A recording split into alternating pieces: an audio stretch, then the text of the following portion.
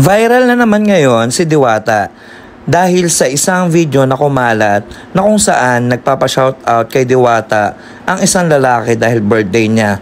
Ngunit imbis na batiin ni Diwata o i-shoutout ang lalaki, ay sinabihan ito ng lilipas din yan kuya, sabay alis.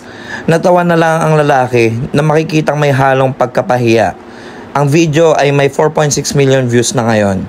Marami naman ang hindi natuwa sa inasal ni Diwata. Narito ang ilan sa mga komento. Yung sinabi niya, 4 words. Kung happy birthday lang, 2 words lang. Awit. Sabay tawa. Ha ha ha.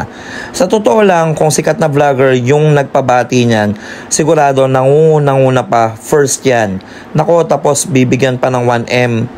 Talaga naman baka di pa nabibigyan, nagpapasalamat na. Dapat di sinusuportahan yung mga ganang tao, ang laki na ng ulo. Ano sa tingin nyo mga kakamon? Lumaki na nga ba ang ulo ni Diwata? Muli po hanggang dito na lang mga kakamon, no? See you in the next content. Thank you so much. Gracias. Come on!